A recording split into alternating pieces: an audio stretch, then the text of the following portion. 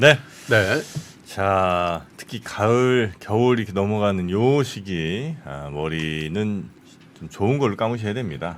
네. 리치해야죠. 네, 조금 리치해야 됩니다. 리치해야죠. 네, 특히 겨울에 건조해지면 네. 네, 두피 건강이 굉장히 또 안 좋을 수 있거든요. 샴푸로 꼭 감으시기 바라겠습니다. 네이버에서 샴푸로 검색하시면 되고요.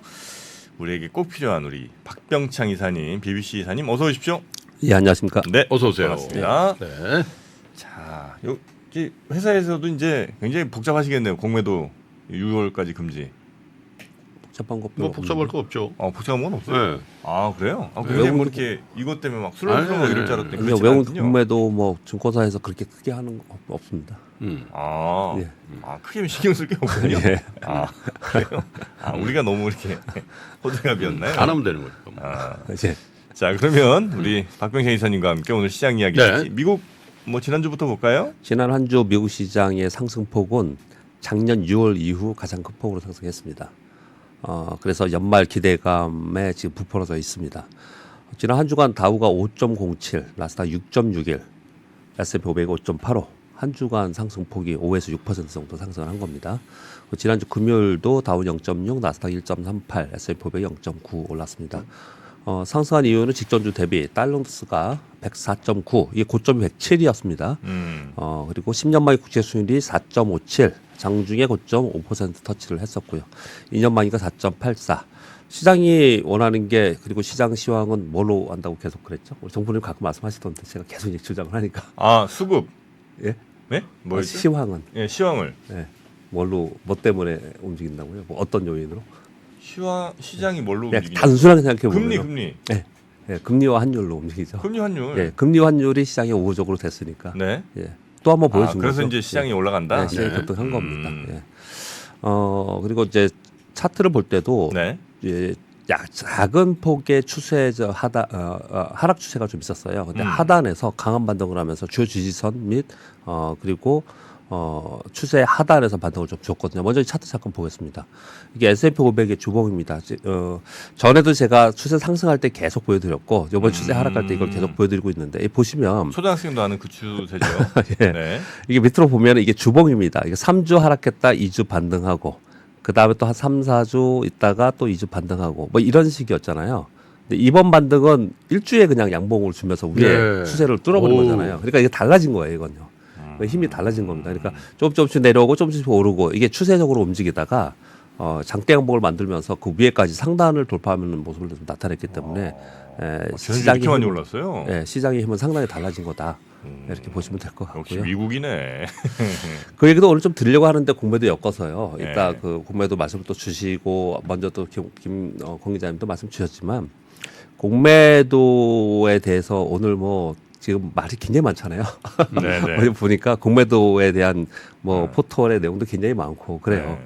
근데 근본적으로 지금 말씀 주신 거에 덧붙여 잠깐 말씀드려보겠습니다. 근본적으로 우리 시장이 공매도로 인한 왜곡 현상 그리고 피해 뭐 이런 것들이 나타난 것은 유동성의 문제잖아요. 유동성의 문제. 예를 들어서 애플이 지금 시총이 2.7조 달러 정도 되죠. 네. 그러니까 예를 들어서 3천조 정도 되는 거잖아요. 그런데 우리 시장의 전체가 지금 2,400주뿐이 안 되잖아요. 코스피 코스닥 합쳐서입니다. 전체가요. 네. 그러니까. 근데 애플이 막 3% 오르고 마이크로소프트 3% 오르고 이러잖아요. 네. 그러면 애플이 3천조에 10%면 300조. 3%면 100조 아닙니까? 최근 들어 12% 빠졌어요. 네. 한 종목에 100조씩 움직이는 그런 시장이에요.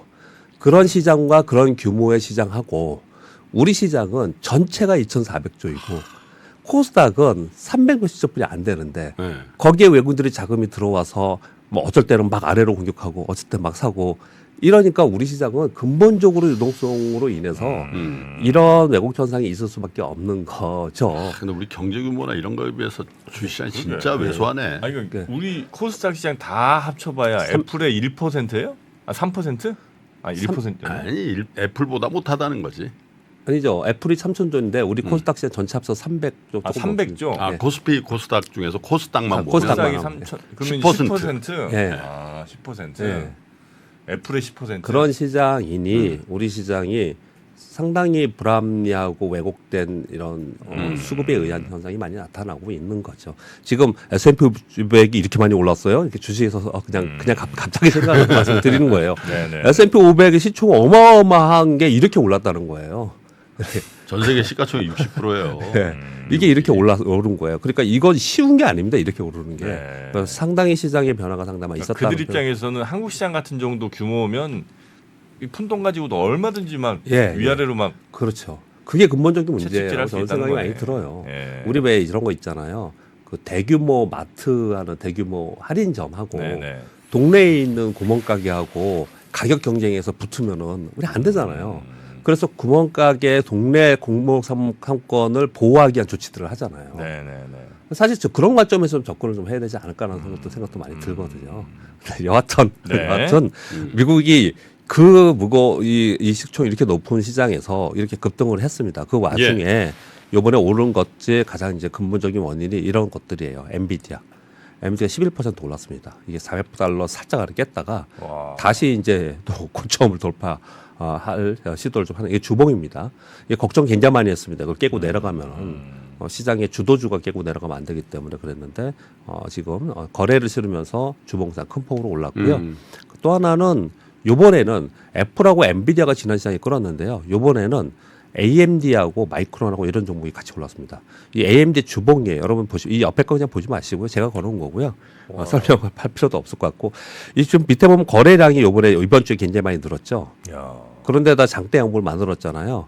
그러니까 전에는 남들 올라갈 때 시장이 좋을 때 이런 종목이 예. 아주 좋은 상황은 아니었어요. 그렇죠. 그런데 이런 종목이 따라서 올라갔고 마이크론 테크놀로지도 많이 올랐거든요. 예. 이런 흐름이 나타나면서 전 세계 흐름 시장을 끌고 가기 때문에 분위기 좋아졌습니다. 네. 그런 부분들을 좀 미국 시장이다 이렇게 보시면 될 것 같습니다. 우리 시장은 지난주에 2.85% 올랐고요. 코스닥은 4.48% 올랐습니다. 우리 시장 어제 지난주에 주 후반에 3일 연속 상승을 했어요. 그러면서 상승을 해서 어떻든 우리 시장도 뭐 나쁘진 않았죠. 그런데 미국하고 비교해 보니 우리 시장은 좀 약하죠. 그런 느낌이 있지 않습니까? 그러네요. 그거 이제 이번 주에 해줘야죠. 이번 주에 해줘야죠. 특히 어필을 맞춰줘야기를 바라는 거죠. 그런 바람이 좀 있는데 아까 계속 오다가도 계속 들어보니까 우리 시장이 뭔가 좀 꿈틀거리고 분위기가 여기서부터 좀 반등해야 되지 않을까 이런 분위기가 좀 있었는데 공매도 금지가 나와서 그 영향이 이번 주에 얼마나 있을까에 대해서 시장에 상당히 큰 관심을 좀 가지고는 있습니다. 네. 그럼 부연 설명 좀 이따 말씀드리겠고요. 일단 지난주에 이렇게 올랐던 것 중에 하나는 주 후반에 올랐어요. 초반에 오른 게 아니고 연속 3일 연속 상승을 했는데 주간 반등을 성공했습니다. 이것은 3개월 연속 하락 후에 11월 첫 주 반등으로 11월은 양봉으로 시작을 한 겁니다. 그 밑단의 이유는 뭐냐? 여러 가지 이유들 매크로 시황도 있지만 10월의 수급을 보면요. 개인들이 2조 원 순매수에 외국인들이 거의 3조 원을 팔았어요. 한 달에 3조 원을 팔았습니다. 그래서 이 얘기 제가 일주일 내내 드렸죠. 네. 외국인들의 수급이 월이 바뀌면서 혹시 어떤지 좀 보자. 이런 부분들을 좀 보자고 했는데 다행스럽게 월이 바뀌면서 10월 1일부터 3일까지 개인이 1조 팔고 외국인들은 1,468억 매수, 기관이 8,900억 매수로 외국인들의 매도 규모가 줄었습니다. 그 매수를 아주 조금뿐이 안 일단 뭐 했지만 며칠 지나지는 않긴 했어요. 계속 파는 외국인들이 11월 딱 들어서면서 그 매도가 감소하거나 매수로 좀 바뀌면서 시장이 반등을 한 거예요. 그러니까 우리 시장은 내부적으로 수급 여건이 당연히 매크로 시황이 영향을 많이 받지만 매크로 시황은 일단 첫 번째 분석하고 그다음에 내부적으로 들어왔을 때는 수급 여건이 굉장히 중요하다라는 말씀을 계속 드리고 있습니다. 이번 주에 아주 뭐 특별한 이벤트는 없습니다. 제가 생각하는 이번 주에는 아마도 가장 시장에서 많이 회자되는 거는 지난주에 FOMC 회의가 끝났잖아요. 그래서 연준 인사들이 각종 행사에서 연설을 합니다. 파월 의장이 이제 8일날 연설을 할 거거든요. 요거 내용이 가장 크지 않을까 이렇게 생각을 좀 하고 있고요. 그리고 그 외에는 뭐 중국 수출 지표 나오고 중국 CPI 나오고 뭐 이런 건데 다음 주에 에이픽 정상회의가 있거든요. 그렇죠. 요걸 가장 중요하게 생각하지 않을까 이렇게 생각을 거기서 이제 바이든 대통령과 시진핑의 조가 일어날 거다. 그 말씀을 좀 이제 뉴스에서 좀 말씀을 좀 드릴 건데요. 일단 파월 의장 연설에서 잠깐 말씀을 좀 드리면 지난번에 FOMC 회의 끝나면서 파월 의장이 얘기한 게 매파적 동결이라고 얘기를 우리가 생각했던 것은 뭐 당연히 매파적인 의견을 굉장히 많이 얘기를 했는데 그 중에 얘기했던 게 뭐냐면 고용 지표를 계속 보겠다. 고용 지표가 둔화돼야 된다라고 얘기했거든요. 그리고 나서 이틀 후에 곧바로 고용보고서에서 고용지표가 안 좋게 발표가 안 좋게 됐잖아요. 났죠. 그러니까 시장은 이렇게 이제 굉장히 이제 환호하는 그런 예. 모습이 나타났다. 그래서 연준의 긴축은 사실상 종료되지 않았냐라는 얘기를 지금 많이 하고 있는 그런 상황이고요. AMD는 아까 저 차트 보여드렸지만 주간으로 16%가 올랐어요. 네, 그런 부분들이 그러네요. 우리 시장에 상당히 영향을 많이 줬다. 이렇게 말씀을 드리겠습니다. 자, 매크로 시황의 좀 흐름을 좀 볼게요. 최근에만 보겠습니다. FOMC 회의 종료됐습니다. 파월 의장이 노동시장 둔화 중요성을 언급을 했습니다. 예. 곧바로 고용지표가 둔화되는 발표가 나오면서 국제 수율이 급락했습니다. 달러너스도 살짝 하락했습니다. 그것으로 인해서 시장이 급등하는 모습을 나타냈고요. 지난주에 주요 이벤트가 굉장히 많은 주였습니다. 그것을 소화하면서 차트를 보여드렸듯이 주요 하단에서 급등했습니다. 이 급등은 차트를 보는 사람들의 입장에서는 이거는 하단을 지지했다라는 정도로 볼 수 있다. 네, 자, 이렇게 문제는 좀 이제 오늘부터 예. 시행되는 거죠, 공매도. 예, 예. 오늘부터죠. 예, 오늘부터입니다. 전격적으로. 예, 예. 그러면 장에는 어떻게 영향을 주는 거예요? 이게 맞니 틀리니 뭐 이걸 떠나서 예. 실제로 그럼 우리 개인 투자자들은 예. 이걸 투자 전략으로 어떻게 잘 활용하고 일단 대응해야 되냐? 액면으로는 예. 긍정적으로 보는 게 예. 맞다라고 생각합니다. 일단 위기일 때 예. 매수세는 없는데 매도만 계속 있어서 그냥 급락하는 이걸 수급 불균형이라고 표현하잖아요. 그래서 그때 위기 상황에서는 공매도 금지를 해서 시장이 급반등하는 이런 모습을 나타냈어요. 그렇죠. 왜 급반등을 했냐면 공매도로 인해서 시장이 급락하고 공매도의 힘이 훨씬 시장에 많이 들어와 있었기 때문에 그런 예. 거잖아요. 이번에 똑같이 공매도 때문에 시장이 못 갔냐? 예. 공매도가 어마어마하게 많이 나타나서 지금도 계속 공매도 공격을 하고 있었냐? 그렇다면 그들이 잠깐 빼야겠다라고 하면 시장이 급반등을 하겠죠. 근데 지금은 그렇게까지는 아니거든요. 물론 우리가 공매도 때문에 굉장히 공격받은 건 맞아요. 근데 그렇게까지는 아니거든요. 그래서 이것 때문에 그전처럼 그렇게 급반등하면서 나타날 수 있는 모멘텀이 될 수 있느냐에 대해서는 의견이 좀 그 정도까지는 아니지 않겠냐. 지금 시장 공매도 때문에 못 간 장은 아니라는 말씀이신 거죠? 그렇게 많이들 보는 거죠. 일부 종목들은 예, 그 종목들은 영향- 그렇죠. 예. 그래서 이제 그 설명을 드리려고 하는 거예요. 종목들은 그렇습니다. 그래서 설명 좀 드려보면요. 일단 외국인들의 매크로 시황이 좀 잠잠해지면서 외국인들 매도가 줄었습니다. 그래서 이제 외국인들은 조금 사거나 아니면 이제 눈치 보기를 좀 하고 있는 상황이에요. 네. 그런 가운데 공매도 금지 발표를 했습니다. 예. 그러면 헤지 펀드들은 잘 아시지만 헤지 펀드들은 롱숏을 합니다. 그러니까 롱을 구축해 놓은 상태에서 숏이 안 돼. 그러면 그 비중만큼 얘를 쇼커버 하든지 아니면 비중만큼 롱 쪽에서 줄일 가능성은 있죠. 사실은 그 제도권 안에서 이쪽 업계, 저는 이쪽이 아니고 리테일에 있지만 이쪽에 있는 사람들은 이걸 걱정을 하는 사람들도 되게 많아요. 이해되시죠? 롱숏이라고 하면 그러니까 올라가는 거에 베팅, 내려가는 거에 베팅을 동시에 한 종목이 같이 들어가는데 예, 예. 만약에 한 종목은 숏을 아니고. 못하게 예, 하면 예. 그러니까 내려가는 예. 거에 베팅을 못하게 하면 예, 아예 예. 올라가는 거에 대한 베팅도 뺄 가능성이 그만큼 있다는 줄여야 되는 거죠. 줄여야 되는 거죠. 포지션 그러니까 구축이 좋아 있으니까. 보이는 놈 사고 나빠 보이는 놈 예, 예. 팔았다 이거야. 그래서 예. 더 많이 먹는 거 아니야? 예. 많이 이게 맞아 떨어지면 예, 예. 맞습니다. 그러면 사지도 않는다?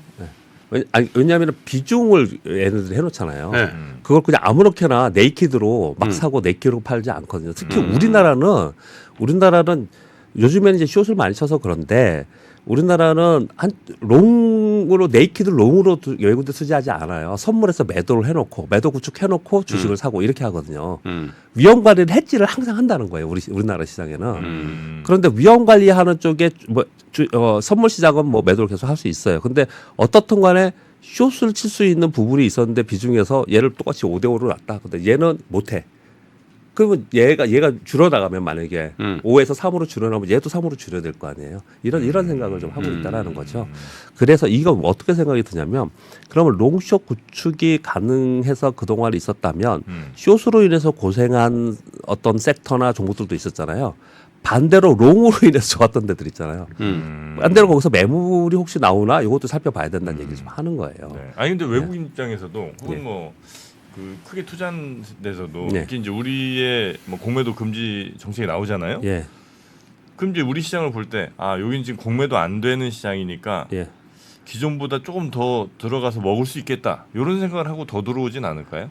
그렇진 않나? 제가 여태까지 경험상은 그러지는 않아요. 그러진 않아요. 그러니까 이 시장 좋아 보여도 늘 롱숏 같이 들어오고 시장 안 좋아 보여도 늘 롱숏 같이 유지한다. 일정 금액만큼만 있는 거죠. 전체 전략에서. 전체 글로벌 포지션에서 네네, 이머징 네네. 포지션이고 한국 포지션이 있잖아요. 네, 그렇게 그냥 들어오고 나오고 하는 거지. 외국인들의 좋아 입장에서는 보인다부터 네, 그냥 좋아 보인다 그래서 오늘 사고 막 이렇게는 안 한다는 거죠. 그래요? 네, 그런 부분들이 한 가지가 있고요. 네. 그럼에도 불구하고 이렇게 얘기하면은 또 뭐 약간 좀 기관 대변 같잖아요. 그럼에도 불구하고 제가 요 내용을 좀 알거든요. 홍콩, 싱가포르 이런 쪽에서 공매도만 집중적으로 하는 기관들과 그 팀들이 있어요. 어마어마합니다. 제가 예전에 한번 만나본 적이 있거든요. 어마어마한 자금으로 정말 우리 시장에서 주식을 빌려다가 그냥 이 팀은 공매도만 하는 거예요. 공매도만. 롱숏이 아니에요. 네이키도 공매도만 하는 팀들이 네네네. 있어요. 네. 중국, 홍콩, 뭐 싱가포르 요 근처에 있거든요. 오로지 공모도만. 네, 공매도만. 그래서 우리나라에서 근데 뭐라고 표현하자면 수천억 수조 다 달라 그래요. 자기네는 그 정도 자금이 있다. 그래서 그걸 갖고 맨날 공매도만 하는 데들이 있거든요. 근데 그런 쪽에서는 상당히 요번에 충격을 받을 수 있어요. 그런 데들은. 네, 그런 데들은. 그리고 그런 데들은 어느 정도로 하냐면은 단기적으로 주가가 급등을 하면은 이자 막 10짜리도 빌려요. 20%로도. 20%에 빌린다는 얘기는 20% 먹을 수 있다는 얘기예요. 그래 20%라는 게 연 20%니까. 연 20%. 예. 네, 단기거리 하는 거예요. 5%. 예. 근데 이제 자 그러면 이제 네이키드 공매도 한 세력은 예. 8개월 동안 이제 공매도를 추가로 못 해요. 예, 맞습니다. 그러면 걔네들은 어떻게 해? 걔네들은 이제 예. 당연히 쇼커버 해가지고 나가는 거예요? 아니면 아예 모르겠다 그냥 공매도 놔두는 거예요? 쇼커버를 꽤 할 가능성이 있죠. 꽤 할 가능성이 8개월 동안 돈을 놔둘 애들은 아닌 것 같아요. 이자를 계속 내야 되겠죠. 그럼 이제 공매도 잔량이 일시적으로 늘어 있어서 공매도 때문에 급락한 종목들은 예. 숏커버가 들어온다고 보면 가능성이 높죠. 반등할 가능성이 높네. 예, 높습니다. 지금 높아요. 그걸 알고 있는 개인 투자자들이나 또 기관 투자가들이 예. 요 놈을 사면 되겠네 이렇게 생각할 수도 있겠네. 그렇죠. 그러니까 주말에 내내 공매도 포지션 높은 종목들 리스트가 막 돌아다닌 거죠. 됐어. 그래서 예, 그렇게 돌아다닌 거죠. 근데 그런 제가 거 갖고 있잖아. 공매도 세력들 새끼들. 제가 알기로는 그 이자율을 누구 그냥 들고 가지는 않을 것 같고요. 그리고 말씀 김프로님이 아까 지적해 주신 대로 그 높은 이자율을 했던 거는 단기 거래를 하려고 들어온 거거든요. 근데 묶여버리면 단기 거래가 안 되는 그렇지. 거잖아요. 이게요. 시차가 발생해 버리잖아요. 이거 전격적으로 또 했잖아요. 물론 예고가 좀 있었긴 하지만 그래서 그런 것 때문에 더 공격한 게 아니냐라는 말씀까지 제가 드렸잖아요. 그래서 그들은 아마도 이거는 단기로 들어가려고 했던 건 상당 부분 쇼커버 할 가능성이 높고요. 롱숏으로 들어간 건 안 할 가능성도 있어요. 어제 뭐 홍콩이나 이런 데서 많이 비상 걸렸겠구만. 어? 그렇죠. 일요일 날 있다가 뭐야? 집합해. 그렇죠. 어제는 아마도 다촉을 해서 뭐 대책회의, 비상대책회의를 하지 않았을까 생각합니다. 근데 롱숏으로 장기 작업으로 들어온 거 있잖아요. 한쪽을 롱 놓고 한쪽을 숏으로 놓은 거. 이거는 그렇게까지는 안 할 가능성이 높고요. 그래서 저는 어떻게 생각하냐면 오히려 이게 지금 코스피 200, 코스닥 150 종목만 숏을 할 수 있었던 거잖아요. 그렇죠. 그런데 우리 시장에는 그것으로 영향으로 인한 전체적인 시장이 눌려 있는 부분도 상당히 있었고, 그리고 그들 종목의 대형주가 움직이면 소형주가 쫓아다니는 움직이는 마찬가지. 예를 들어서 2차전지다. 2차전 대형주가 안 좋으면 중소형주 안 좋잖아요. 그래서 오히려 성장주 섹터에 있는 중소형주는 심리적으로나 수급적으로나 오히려 개선될 가능성이 상당히 있지 않을까. 영향을 더. 대형주를 삼성전자를 만약에 삼성전자 종목을 얘기하면 그렇겠네요. 그러니까 대형주인데 A주를 롱을 해놓고 대형주인데 B를 숏으로 해놨어요. 근데 이게 제도가 바뀌어서 대형주 B를 이번에 급히 빨리 쇼커버하자 이렇게까지는 안 할 가능성이 높다라는 거예요. 그러니까 이것 때문에 전체 시장이 확 그런 게 아니고 종목별로 다르게 말씀하신 대로 숏이 많았던 그리고 단기로 움직였던 그런 자금들은 쇼커버 나타날 가능성이 있고 거기에 굉장히 피해를 많이 입었던 섹터나 종목들 그리고 중소형주는 이번 이것이 상당히 심리적으로 효과가 있을 것이다 이런 정도로 생각을 합니다. 그래서 전체적으로는 우리 시장이 분명히 숏으로 인해서 제가 그래서 처음에 시총 비교를 해드리고 마트하고 두목하게 말씀드렸다시피 이것으로 인해서 우리가 피해 있었던 건 분명히 맞습니다. 그렇기 때문에 이게 중단된 부분은 수급적인 요인에서 우리 시장에 긍정적인 거는 맞다고 저는 생각을 하고 있고요.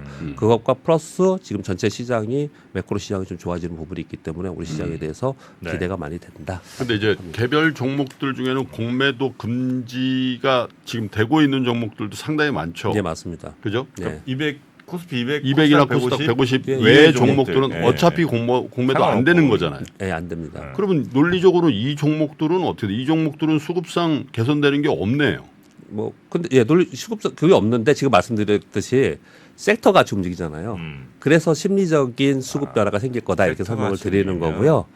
그리고 요번에 혹시 이 방송 듣고 계신다면 예.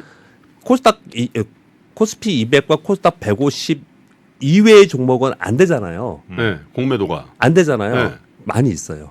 응? 있어 보시면 뭐예요? 있어요. 매도가 있어요. 어떻게? 매도가 있어요. 근데 그런 것들을 이제 어떻게 이렇게 예를 드는 거죠. 뭐 합성 포지션에 의해서 뭐 롱숏에 의해서 일부 이게 들어갔다. 뭐 이런 얘기들을 해요. 그 종목들을 보시면 여러분 개인 투자자분들은 많이 아실걸요. 코스닥 150이 아닌데 공매도에 맨날 이렇게 들어가 있는 종목들이 있어요. 수치가 나와 있는 종목들이. 그런 게 불법 공매도 아니에요? 그런 게 있어요 보면요. 근데 그런 것들을 지금 해야 돼요 사실은요. 아 그런 게 또 있어요. 있어요? 근데 저기 그 공매도 비중이 높다는 게 예. 그 예를 들면 뭐 자, 10월 동안 예. 뭐 A라는 종목의 공매도 거래 비중이 높을 수도 있고 그냥 예. 공매도 누적 쌓인 게 그렇죠. 높을 수도 예, 있잖아요. 공매도 잔고가 있지. 예, 예. 예, 그러면 뭐가 당연히 잔고죠. 잔고죠. 아, 잔고 높은 예, 애들이 그렇죠. 더 위험한 거예요? 예. 아, 왜냐면 이제 아까 말씀하신 것처럼 장기로 가는 애들은 예. 크게 안 움직일 거기 때문에 예, 예. 거래가 높은 애들을 차라리 노리는 게 좋나 싶어갖고 저는 그렇게 따지면 거래 또 비중이 그것도 높은 고민이네요. 그렇게 따지면 거래만 해놓고서 공매도가 지금 전혀 제로야. 그러면 뭐 그 의미가 없지 현재는. 그러니까 이제 오래 가는 친구들은 안 건드릴 거라고 생각하면 이제 그냥 누적 공매도 잔고 비중은 큰 의미가 없고 그렇죠. 거래 비중이 높은 애들이 오히려 지금 단기로 막 많이 들어온 건가 싶어서 그 우리 보시면은 네. 삼성전자니 뭐 주요 종목들 있잖아요. 삼성전자 하면 좀 그러네요. 뭐 LG전자든지 현대차든지 주요 종목만 얘기를 드리면 걔들 공매도가 없느냐 그게 아니잖아요. 있죠, 있잖아요. 네. 그러면 요번에 공매도 금지 때문에 걔네들이 급반등할 거냐? 아. 는 아닐 거라는 거죠. 그런 그렇죠. 건 그런 건 아닐 거라는 거죠. 음. 근데 이 단기적인 그 시장의 급등락이 있었던 종목 있잖아요. 네네. 거기에도 공매도가 굉장히 공격을 했던 것들 그렇게 이제 약간 다 달라지겠죠. 그리고 공매도가 어차피 없었던 중소형주는 수급적 요인이 쇼커버가 들어와서 좋아지는 게 아니고 그 섹터가 움직이면서 나빠서 분위기가. 같이 움직였던 분위기에서 좋아지지 않을까 이런 생각. 공매도 금지에 관련돼서 저 수급상 전혀 이상이 없는 그러니까 변화가 없는 종목 중에서 막 이상 급등하는 것들도 모니터링 잘해야 되겠다. 그러니까. 그러네요. 자 이슈들 몇 개 빨리 살펴보고 예. 네, 마무리할까요? 시간이 예. 많이 됐네. 네. 첫 번째 화면은 이제 코스피 월봉인데 코스피 뭐 밑에서 뭐 약간 올라와 있는 거니까 좀 기대를 좀 해보고 있는 상황인 거고요. 네. 저는 제일 중요하게 생각하는 거 에이펙 다음 주입니다. 그래서 거기에 나온 기사만 그냥 쭉쭉 읽어드리겠습니다. 중국에서는 자꾸 지금 경고를 하고 있습니다. 실물고 성과가 선행되어야 된다. 안보, 경제 제재 등 우려를 해결하고 미국 행동으로 진정성 보여야 된다. 이런 얘기 막 하고 있거든요. 예. 그러면서도 왕이 외교부장 보냈죠. 그리고 기후특사, 세전화 기후특사 이번에 보냈죠. 그리고 중국 상무부장은 마이크론 CEO를 만났어요. 그래서 중국의 높은 수준의 대외 개방을 하고 마이크론이 중국에서 더 뿌리내기를 희망한다. 이런 제초를 계속 쓰고 있는 그런 상황이에요. 그리고 미국에서도 이번에 상하이 국제수입 박람회에 역대 고위급 대표단을 파견을 했습니다. 계속 이런 얘기를 좀 하고 있는 거거든요. 그래서 최근에 이 빈번한 미중 간 분야별 접촉과 교류를 통해서 볼 때 미중 정상회담에 대한 기대는 좀 하고 있다 시장에. 이게 상당히 중요하지 않을까 이번 주보다 다음 주가 그렇게 좀 말씀을 좀 드리겠고요. 그리고 미국 공화당의 그 존슨 하워드 의장이 이거 11월 17일 날 임시 예산은 끝나거든요. 이거 1월 15일까지 연장 제한을 해놨어요. 이거 조금 시끄러울 것 같은데 이거 연장되면은 좀 넘어가지 네. 않을까 생각하고요. 그리고 마지막은 시총이 1월 2일 날 SK 네. 하이닉스가 2위로 잠시 있었거든요. 그리고 애플하고 마이크로소프트 시총이 근접했다 이 설명 이제 드렸잖아요. 바뀌려 그러던데. 그러니까 이런 내용들을 보면서 시장의 흐름의 변화, 섹터의 변화 이런 것도 시총에서 바라볼 수 소리 있다. 떨어지려 그러는구나. 이렇게 좀 말씀 좀 드릴 수 있겠습니다. 이 정도 그래. 말씀드리겠습니다. 네. 함께해 주신 교보증권 박병창 이사님 고생 많으셨고요. 내일 아침 뵙겠습니다. 감사합니다. 감사합니다.